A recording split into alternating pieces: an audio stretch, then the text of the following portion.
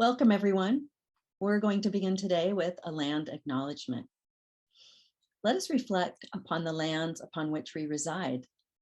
We come from many places and want to acknowledge the ancestral homelands and traditional territories of the indigenous peoples who have been here since time immemorial, and to recognize that we must continue to build our solidarity and kinship with Native peoples across the Americas and across the globe. San Diego Mesa College is built on the ancestral, unceded homelands of the Kumeyaay people, and we acknowledge and honor their tremendous contributions to our region and thank them for their stewardship, past, present, and future. Please join me in a collective breath.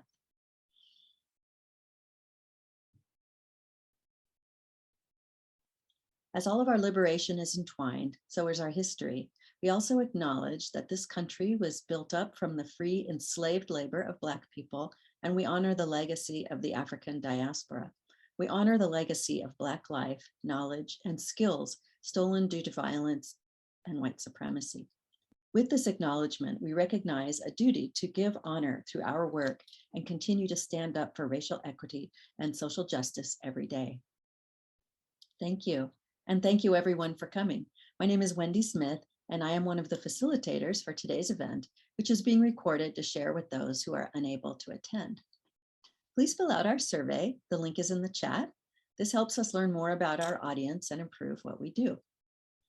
I teach English 101X courses with the theme of ethnography and ethnographic writing.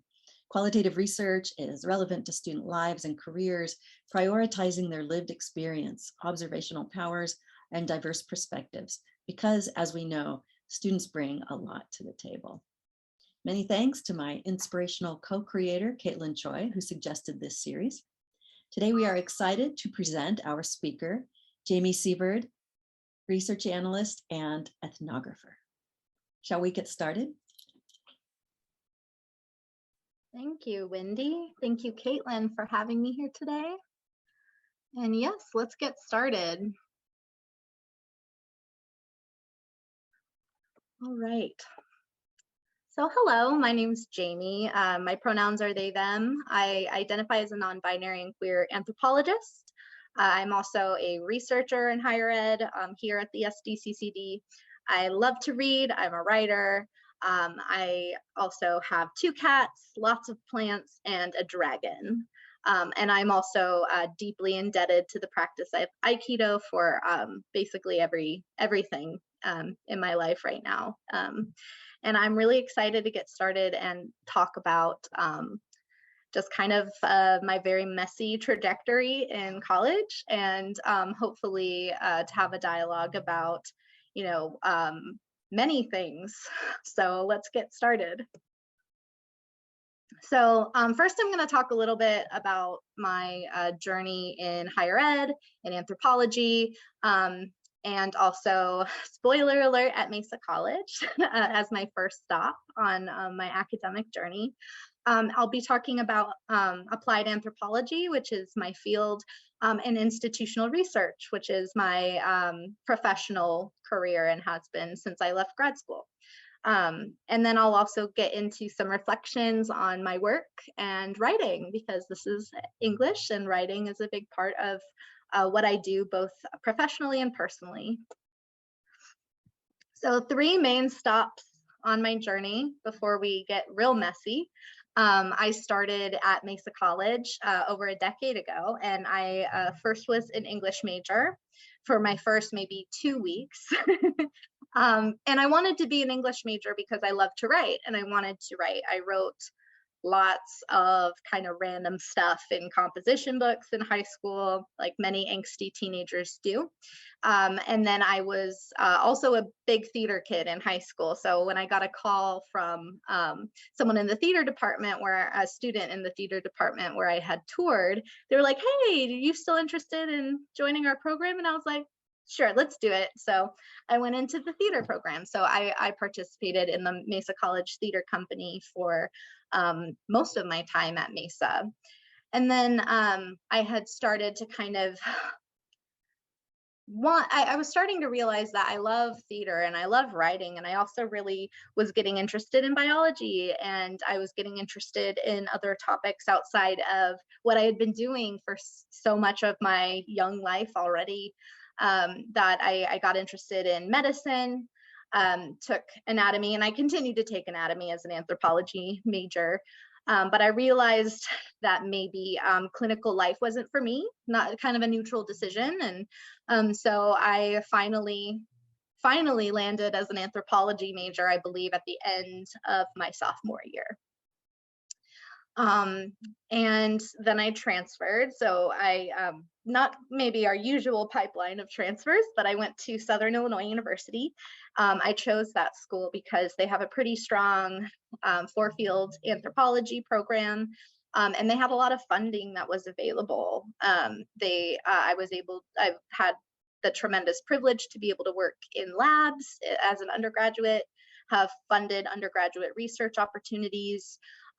And so I started out again in anthropology, mostly focusing on biological anthropology, but like most programs, they're pretty well-rounded. So I was also pretty invested in social science and kind of interested in kind of that middle of the Venn diagram between social research and biological research. I also minored in forensic science with the intention of becoming a forensic anthropologist. May sound out of character, but I was in a fraternity, Alpha Chi Sigma, which is a fraternity for chemistry nerds. And I got into chemistry as a forensic science minor. So I had a lot of fun getting to know folks in that group.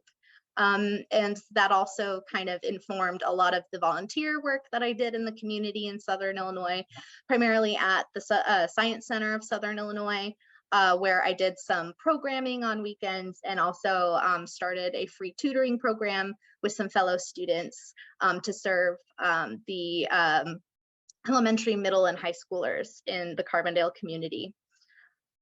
So after I finished at SIU, I graduated with my BA in anthropology and moved into applied anthropology. And I was really interested in this program, not only because of its strength, it has a lot, I thought it was very well-rounded, which is always really important to me. I'd never wanted to over-specialize too much because I like too many things and can never make up my mind. So I went into applied anthropology also, not only because it was so well-rounded, but because I was really inspired when I was a senior at SIU. I was really inspired by my senior forum, or senior seminar, that's the word. And we had a debate, which, I mean, in hindsight, it's kind of problematic to debate this, but I remember a debate on, you know, to what level anthropologists have responsibility to affect social change through the work that they're doing and in those communities. And to me, that's not really a debate. I think you probably can guess which side I was on as an applied anthropology or aspiring applied anthropologist. I absolutely believe that any social science work has a responsibility to affect change for those communities. And so while I was there, at USF, I still, you know, I worked in the forensic science lab, I worked in the medical examiner's office, and I also started teaching. I started teaching biological anthropology labs, and I got to know a lot of students, a lot of undergrad students who came from, you know, very different walks of life than I did. And I also had, you know, as an instructor, I had a very different viewpoint. You know, when you're in a classroom, you're focused on making friends in your classwork, but I had, you know, a kind of a shift in really getting to see what a lot of students are up against structurally. And it made me really start to get more interested in higher education as, you know, kind of a fulcrum of social change. While I was in Florida, I also got really into community organizing. I worked with Out and Loud Florida, which was a trans-led advocacy group, kind of, you know, not a typical nonprofit, definitely more into direct action and being in the streets and on the ground. And I also work with Showing Up for Racial Justice, which was kind of the allyship, the white allyship wing of Black Lives Matter Tampa at the time. And I also, through those experiences started to kind of reckon with myself, and not just the kind of political stuff going on around me, but also with myself and coming out. So I came out in grad school during the 2016 election while I lived in Florida, which was a very interesting experience. And definitely all of these experiences kind of swirled around, and I started to have this kind of existential crisis about, what do I want to do? I really enjoyed forensic work, especially with my advisor, who is very much a human rights forensic anthropologist, which is what I wanted to do. But I also was starting to struggle with, is this what I want to do? Or do I really want to, be in a different space to create change? Because creating change is possible in any field, but that's really where I felt called to through all these experiences was higher education. And I didn't really know about institutional research yet, but I was starting to realize that maybe there was something else for me out there. Around the same time, I also was diagnosed with Crohn's disease, which is a chronic illness. And I wasn't able to get treatment in Florida because I didn't have great health insurance. So I ended up, after finishing my coursework for my master's, I ended up coming back to California to get treatment and to be with family while I sought treatment. And that was also kind of a pivotal moment for me, coming back home and being able to be back in this community and to find my way, surprisingly, back to SDCCD. So I want to talk for a moment. Oh, there's some stuff in the chat. Let me make sure. Okay. Oh, cool. I didn't know you were a anthropology minor, Wendy. That's cool. So that's awesome. Anthropology is a great field, and I recommend taking a class. But I'm also going to problematize the field now. So having said that, so this is my overview, but also my view of anthropology. I want to be really clear. There are plenty of anthropologists who would probably be very offended by this slide and very much disagree with me. But this is my view, and I know other people have similar views of the field. So I do want to kind of go over 3 kind of arbitrary categories of anthropology that I've created because I think it's relevant to my journey in anthropology. So here we have Malinowski in the first in this square over here for classic anthropology. And I want to be really clear, anthropology was created to support European domination, colonization, and white supremacy. That was its purpose when it started.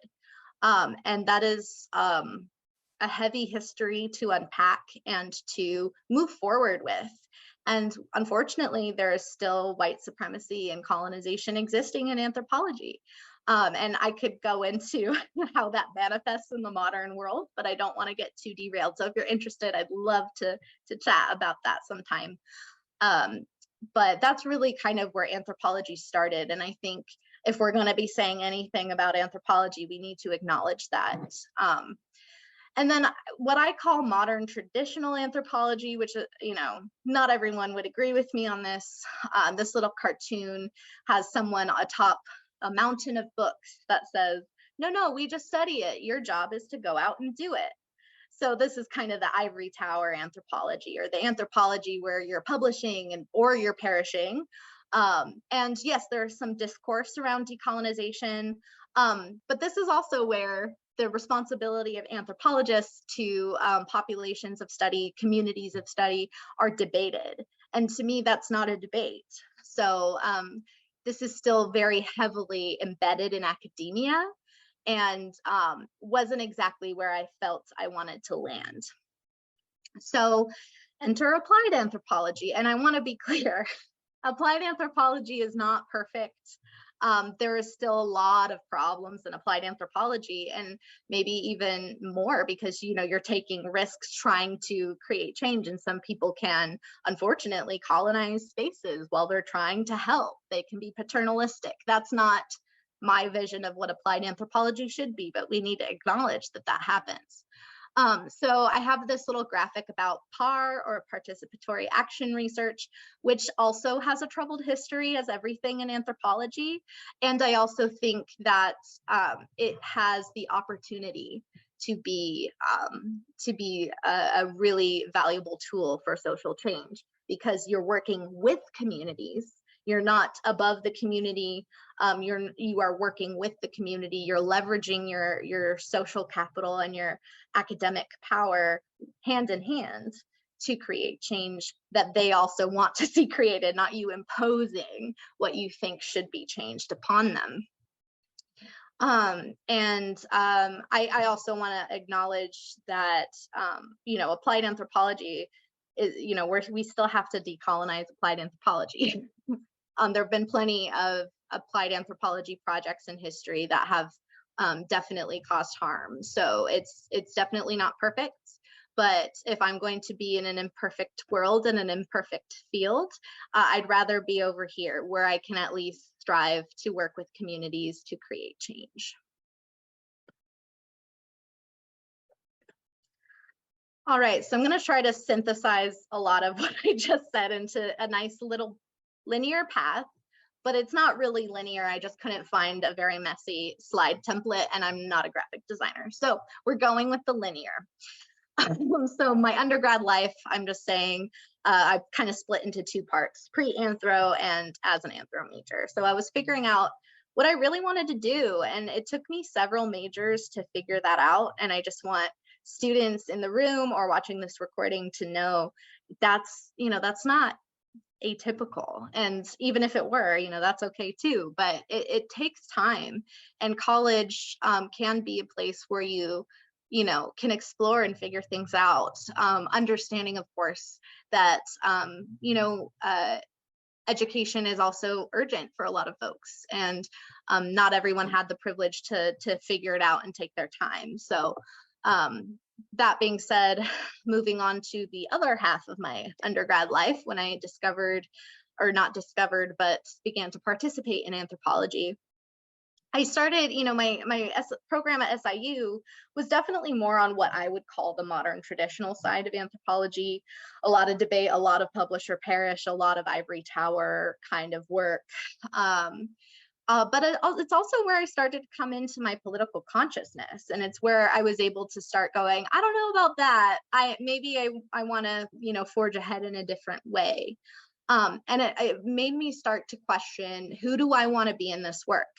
And when I was an undergrad anthro major, this has stuck with me forever and will continue to stick with me. A professor, Dr. Leila Monahan, who's a linguistic anthropologist working primarily in deaf communities, gave me a piece of advice, which was, whoever you study with and wherever you work, do it with people who you think are shaping the field in a way that you want to shape the field. And that not only came into play with my choice in graduate school, it also, led me back to the SDCCD. So graduate life, trying to apply anthropology. I was learning about PAR, which became a big kind of aha moment, understanding how badly it can go, but how well it can go if done right and hand in hand with the communities you're working with. And especially understanding that from not only the perspective of someone in graduate school for social science, but also someone who's in community organizing and seeing how powerful solidarity is and how powerful research can be. And if you're doing research in solidarity with the community to affect change, that is power. And it's not power for an individual, it's power for the people involved. And also, I was coming out and into myself. So I'm learning and still learning a lot, not only about my identity, because identity is important, but also positionality, because my identity isn't always how I'm seen. It's not always how I walk through the world, because, folks primarily look at me, for example, I identify as non-binary, but a lot of folks view me as a white woman, and I need to be aware of that, because that's also power, right? That's something that can be weaponized. And so I'm learning a lot about identity and positionality, and that's something that applied anthropology began to teach me. And it also taught me a lot about reflection and reflexivity, and that is a major part of what I do. not only professionally when I'm, kind of interrogating why I want to do this project or why I want to ask these research questions, but also personally, as I'm trying to learn and develop and grow as a person and as a human to be better for the communities that I'm a part of and the communities that I want to, be an accomplice to. So, and then I'm going to say this is post-grad for me, which is institutional research or institutional effectiveness, which is what I do now. And this is where the messiness intensifies, because not only are you doing applied anthropology and sometimes data science, which is not always the same thing. I've learned a lot since I started in IR. I did not know as much about data science until I started as a project assistant in research. But you also learn how difficult it is to do that kind of work within an institution, even a great institution, even an institution with equity on the mind and in higher education. There's a lot to navigating a space like that. And also, I am citing a really great, very short book. I know Katlin's a fan, called A Third University is Possible, written by a professor at UCSD. And this book was a really good pivotal moment for me because it kind of put a word to something that I want to be, a cyborg, which is basically being kind of an entity, or you're in an institution, but you're also trying to be a disruptor and decolonize at the same time. So you're kind of a cyborg. You're both in the institution and also working to change it in fundamental ways. And I'll check the chat really quick too. Oh yeah, that's right. Yeah, he was promoted to provost. That's awesome. Thank you for the reminder. I think I said professor still. All right. All right, so I'm going to talk a little bit briefly about IR and IE. So what is that? I asked myself when I started in student services as a project assistant before moving to research. So from the AIR website, which is the Association for Institutional Research, they kind of lay out several functions of IRIE. You are identifying informational needs for the institution, collecting, analyzing, and interpreting data. You're helping use that data to plan and evaluate programming. And you're also data stewards and data coaches, helping folks who maybe aren't as immersed in research or the data world operationalize what you're seeing so that we can improve student services and instruction. And it's really also, to me, about using data to really guide and help institutions evolve and become student ready. So how is this different from academia? Very, super different. So definitely not a publish or perish vibe. You're definitely negotiating the needs of the institution and the goals of the institution and how the institution views itself with truth telling and wanting to bring what you're seeing into the light so that change can be made. Whereas in academia, you have, a lot of agency, especially for a tenured professor, over what you're studying. You may be constrained in that with like what the grants are looking for. You might be constrained by kind of what's of note to the broader field, but otherwise you're pretty much, if you're a tenured professor, you're pretty much able to guide your own research agenda. So how has my journey informed my work in IRIE land? A lot. So teaching, research, and higher ed really led me here. And I really wanted to make higher education better for students, and especially those who were marginalized by not only broader society, but higher education institutions themselves. For my colleagues in this space, we create our own barriers sometimes. And it's our job to really interrogate, why are we putting this stipulation here? Why do we, really kind of interrogating our processes, and especially those that inhibit students from enrolling with us or completing with us. And also what PAR really taught me to do was to really uplift student voices, and to be an active participant in change, not only, by conducting qualitative research that fits in with, that's approved by the institution for me to do, but also to work with my colleagues, and to build community and create spaces in which conversations happen that can create change on their own. So this is a picture I love. This is some folks in the District Queer Alliance and also some folks in Student Services. This is our lovely Vice Chancellor in my division currently, Susan Topham, who also used to work at Mesa College as the Dean of Math and Science. I'm also going to point out our Chancellor came out and walked with us. And I think some of my buddies who are on this panel are in this picture, but I'm not gonna put them on the spot and call them out. But this was the District Queer Alliance and some other folks, and I'll talk a little bit more about that.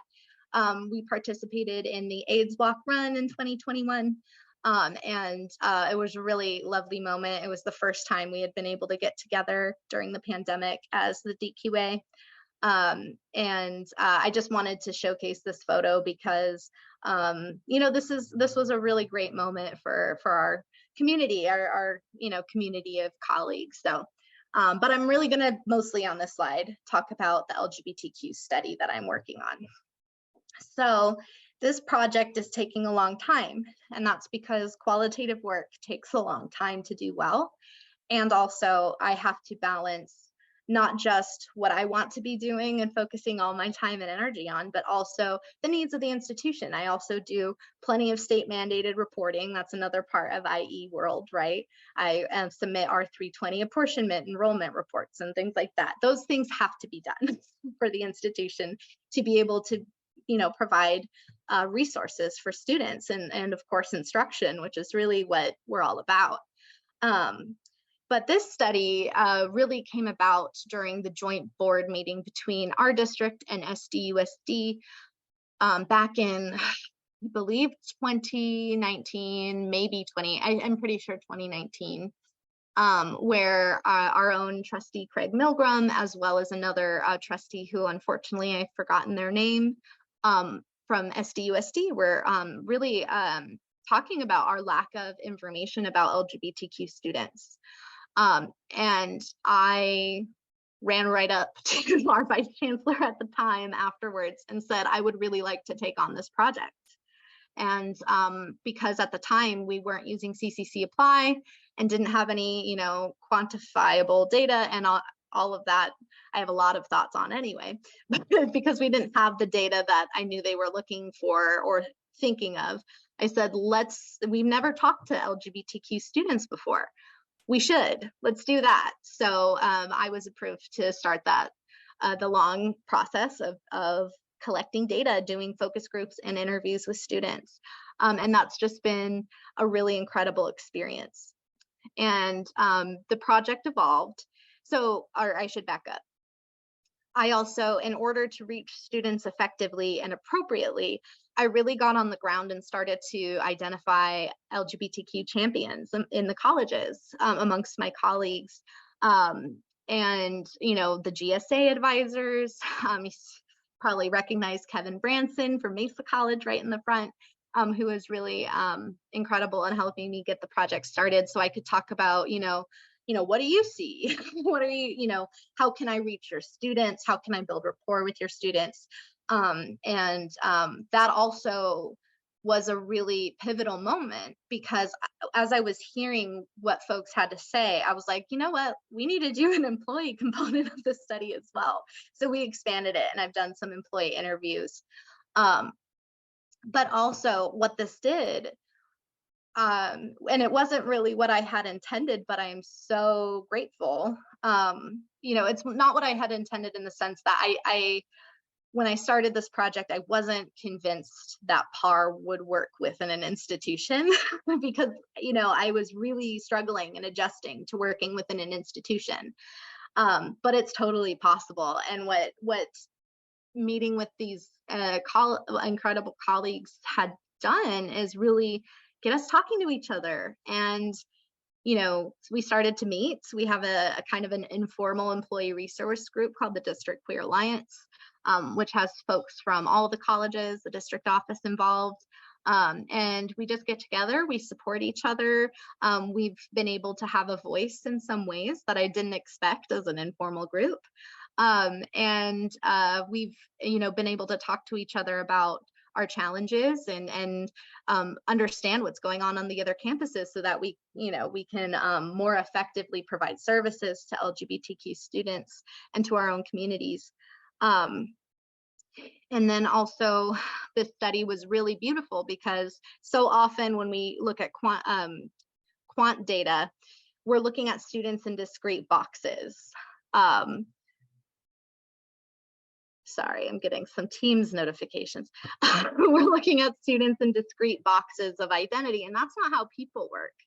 So what we were able to do is really talk to students like, who are you? What makes you you? We talked about the intersections of LGBTQ identities and, racialized identities. We talked about single parenthood. We talked about disability. We talked about so many different things that our students are navigating. And it really, I think, did a beautiful job of demonstrating the complexity of identity and how, in order for our services to be LGBTQ, to serve LGBTQ students, we need to serve all of our students effectively, because queer and trans students are everywhere and they're using all of our services for different reasons.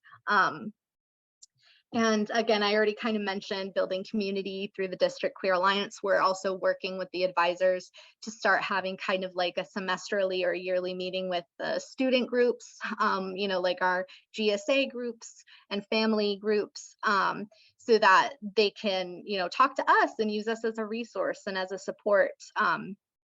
And I also want to emphasize that this project, has really been able to participate in change. I've been able to use the focus group data, share it with other communities, or share it with other colleagues on campus, so that we can, for example, inform the pride centers that have been popping up. And those were things that were being fought for before I got here, I want to be clear, but the focus group data showed students want this, they'll use it, and this is what they want to see. And so we've been able to make plenty of strides together with the research as part of that. And also, I presented at City College for a mandatory managers and supervisors training on supporting LGBTQ students and bringing their voice into that space. In a way that didn't, kind of force the student to identify themselves, I think was really powerful. All right, so here's, we're getting to the more reflective part. As I mentioned, I think reflection is incredibly important. And I promise you, I will explain the gay Spider-Man image on this slide. So with great power, because institutions are self-sustaining and research and especially anthropological methods can create either positive change or harm, I have to acknowledge, and a student has said to me in a focus group, you are in a position of power and these are our stories. And so with great power, to me, comes great accountability. I'm really interested, I've been sharing also results and trying to present for the GSA group students themselves so they can hold us accountable. And also committing to learning in public. Understanding that while I'm endeavoring along this path, I'm going to make mistakes and I'm going to, there are going to be things that I don't see that happen, and I'm going to learn in public and do better and continue to grow. And not only as a person, but as a researcher and as a person in a position of tremendous power, because research is building knowledge, it's creating knowledge in many cases. And that also comes with participating and listening to colleagues, to students, and to really the broader field as well. And also to activists and community organizers, because I really do think that a lot of important conversations and social change happens first in community organizing spaces and on the ground. And then they get to us later. And then also, like I mentioned, democratizing data is another way to say, trying to share this widely to bring this information and these student voices into different spaces, so that we all have access and that we can all use that information to affect change. And again, to be accountable, you also have to be aware of what you're doing and what's going on. So it means constant reflection and, again, interrogation of what I'm doing and my intentions and the purpose of asking these questions and how I do that. And again, understanding my positionality and not just my identity. My identity is awesome and it's important, but it's also not always how I'm viewed, and that matters. My positionality matters, and I have power that can cause great harm to other people who are not in the same position of power or who have very different positionalities, both within and outside of my community. And so I think that's also really critical to doing any kind of work here. And as promised, some reflections on writing. So stories, whether they're fictional or non-fictional, because nonfiction is story, it's still world building, it's still creating a story. Stories have power, they have tremendous power. Stories, there are stories that have persisted across thousands of years of history that continue to be referenced or to influence our world in really meaningful ways. Writers, we build worlds and they can have really positive, really bad, or, neutral impacts. And it's important to consider those impacts.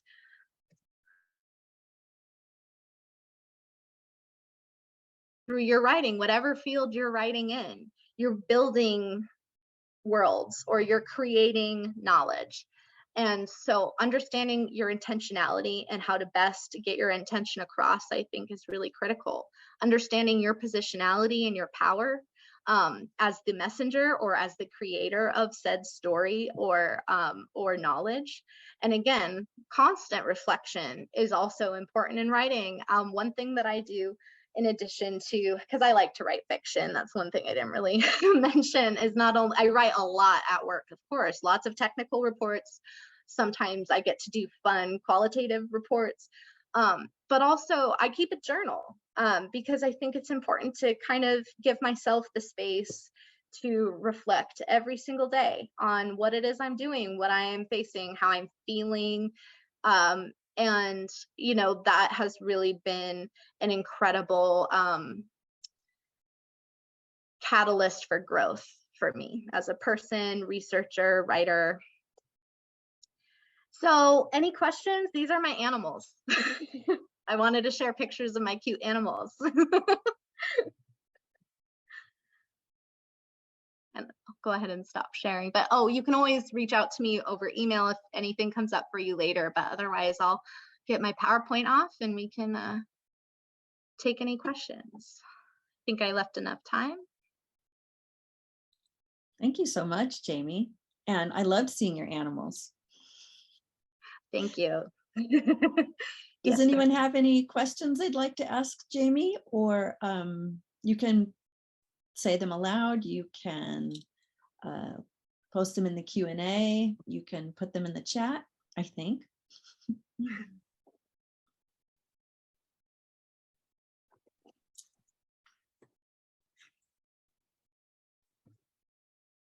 Oh, we have one here. Thank you so much for sharing your story, Jaime. It's really inspiring. Fellow institutional researcher here, I just wanted to hear, as an anthropologist, how you believe institutional research plays into social change and activism. Yeah, that's a really great question. So I would say, I would say that institutional research has the possibility to create change within an institution that could potentially, create change in ways that influence society. If research is able to get more students basic needs, if they have their basic needs met, or if it's able to help students complete to kind of close equity gaps, I think that is transformational. I also do want to acknowledge, though, to problematize institutional research a bit, it's not always, we release a report and the world will change. A lot of it also has to do with building community. And one thing I've done in the IR world is working with some other colleagues. We identified something we weren't happy with, which is how we collect LGBTQ data on our application. It's not very inclusive. The definitions are wrong on the page. There's just a lot of issues with that. So we built a statewide coalition that's received buy-in from the RP group and the chancellor's office, and we're drafting our proposal after lots of work and more work ahead to try to make that change so that those data elements are more inclusive. And we've already started to think about, if we were able to, to change some or start to change something in CCC Apply, which is notoriously difficult to do, we could do a lot. We have collective power to advocate for change. So I would say institutional research can produce knowledge that can influence social change, especially by dismantling white supremacy and barriers within higher educational institutions. And I would also say on the other side of that, that building community power and organizing both within and outside of IR, I think is also really powerful, and maybe even more powerful than releasing, even really awesome research. The other thing I would say about creating change in IR would be,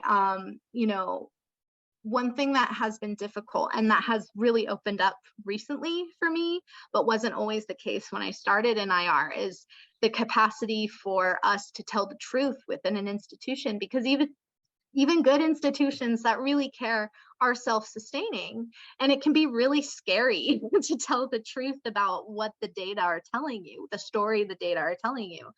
And so I would say also knowing how to frame things, but also to be really explicit about what you're seeing, and to really focus not only on what we're seeing in databases and what's quantifiable, but what students are telling us. I think that has more potential than anything else in research, I think, to really change what we're doing, because as I mentioned earlier, stories really have power. And we often say, oh, the student voice has power. Well, if you're able to tell a story with student voices, that can be a really good way to guide folks in a new direction, rather than saying, the data say this, I think it means this, maybe we should try this. It's a little different when you can say those things and then also say, and here are students in a survey who said, hey, this really is hurting me. This is harming me. I can't finish this program because of XYZ. That supports the why for what we're seeing in the data. And I think mixed methods is really powerful. And that's why I think I'd like to see even more, student voice and qualitative work done in IR. So I hope that answered your question, but feel free to put more in the Q&A if you want me to clarify anything. Thanks, Jamie. Are you ready for another participant question? Okay. Really appreciate your insight, as some of the issues you mentioned are exactly how I felt about higher ed in general, anthro specifically, and even psychology to some degree. I'm also grateful for SDCCD, as many people here seem to truly care about affecting change in the right ways. I love the cyborg analogy. Thanks, Amanda. I guess that's not so much as a question as some praise. Yeah, thank you. And Well-deserved. yeah, and yeah, I totally have a copy of that book if anyone wants to borrow it. Or it's also, it's a great short read if you're looking for something to occupy your mind over winter break. I recommend it. I'll put the name of it in the chat. Excellent. Does anyone else have a question?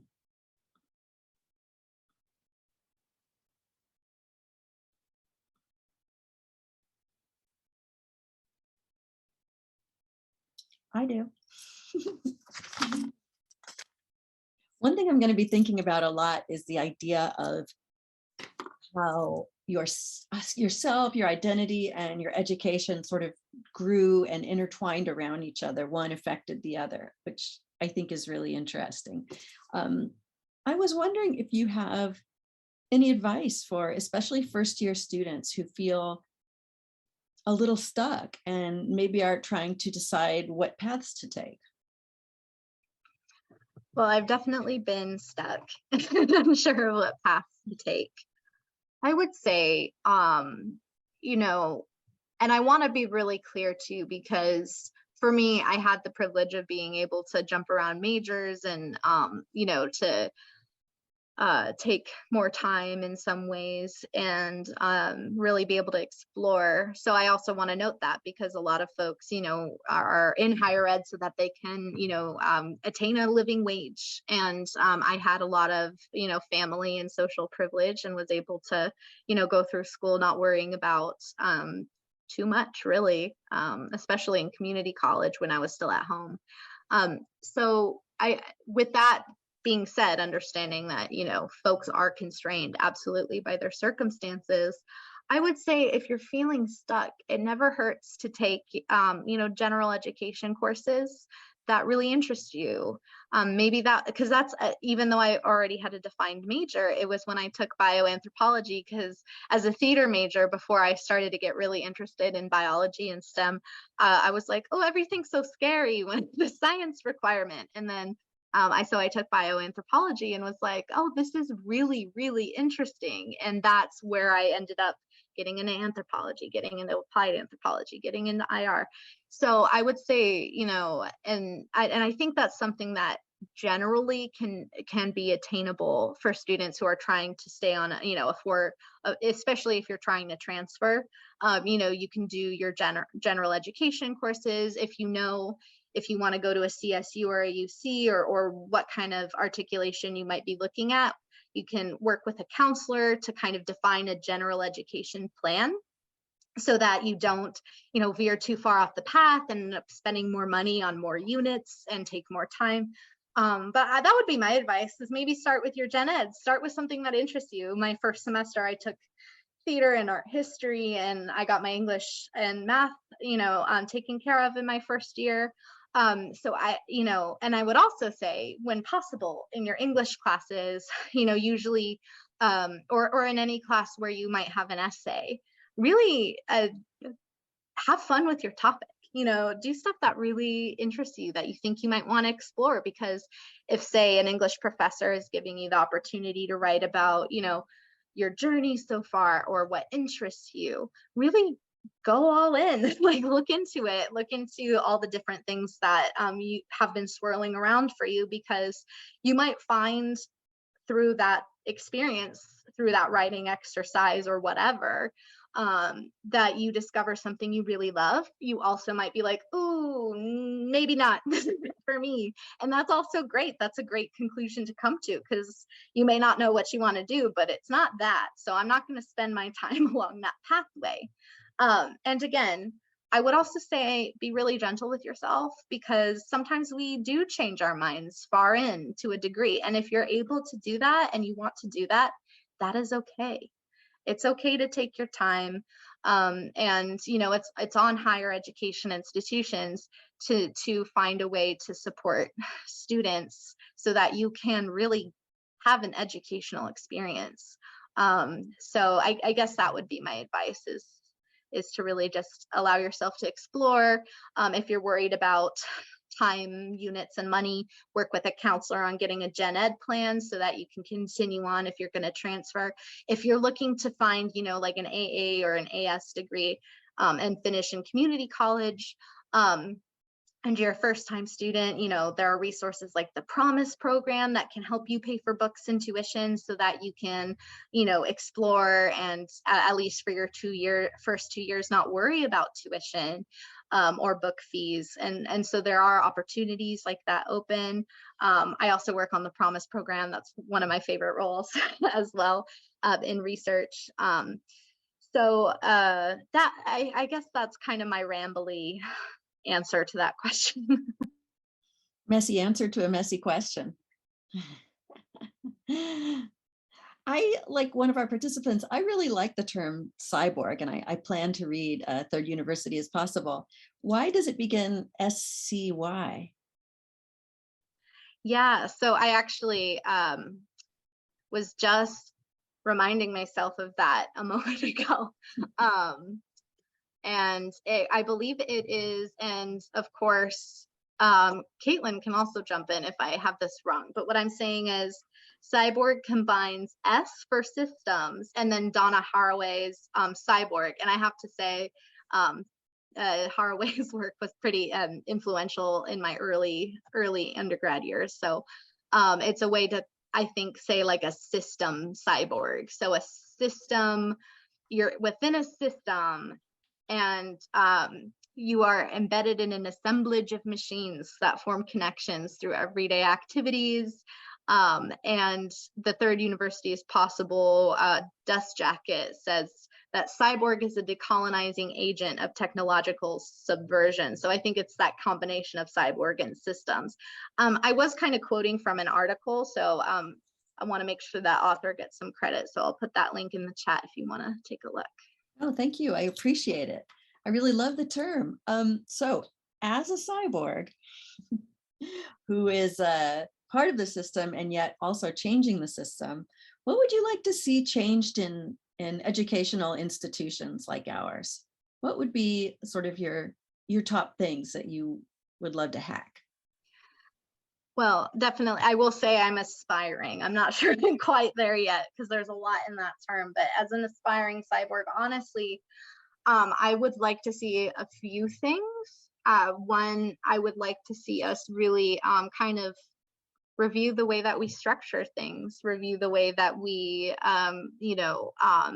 replicate hierarchies and where things are maybe, where certain structures are needed and when they're not. I'd like to see a lot of reevaluation of barriers and bureaucracies that can impede student success and achieving certain instructional milestones, yes, and also receiving certain services. And then I would also like to see real engagement with anti-racist issues, social justice in general, and real nuanced engagement. And also engagement means really kind of wrestling with the complexities of everything. I think a lot of our equity programming is incredible. I've participated in a lot of it. And I also would like to see us, really engaging with how, for white folks, how we've internalized white supremacy unintentionally or, through our upbringing and our positionality, and really dig into that, doing that kind of rigorous work I'd like to see. And that also means, especially for white people, because I would never expect a person of color to do this, that also means if you are, in a conversation with another white colleague who is maybe weaponizing their power, to really engage with that person and not to ostracize them or make them, completely shut down, which is really hard sometimes, right? But also, we should be the ones engaging there to really find ways in which we can, really face these issues that we've benefited from, these systems of oppression that we've benefited from. And part of that work, it's not just, yelling at your uncle across the dinner table or whatever. Like, it can also mean engaging in a respectful dialogue with a colleague who's really upsetting you. But we also have power, and we I think sometimes can very easily shut down in those conversations and then that person, writes off anything related to anti-racism. They firm up in their beliefs, they firm up in their sense of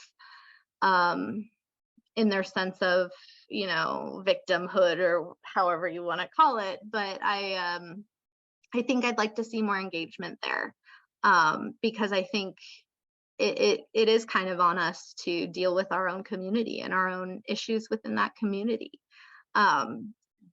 So yeah, those are just some thoughts. I think, positive programming is great, but I'd like to see spaces, obviously not spaces that would, cause harm to folks of color in the room, but I just would really like to see either spaces or engagement in individual conversations where we're really just kind of like talking to each other, and even through really problematic stuff. And you may not change that person's mind, and you may need to take a step back from that person because of your mental health. And, but the point is engage, try. I'd like to see more of that happening. Thank you. I love those goals. Jamie for president. Does anyone else have a question?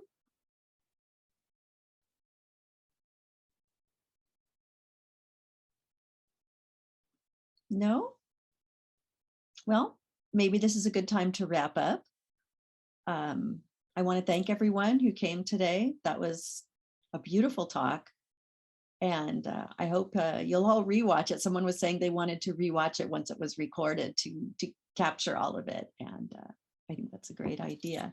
I want to remind everyone that there's a survey for this. So please fill out the survey so we can understand where you're coming from and your experience and how we can improve the work that we do.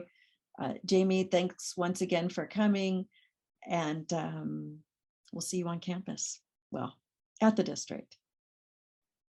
Bye, everyone. Thank you.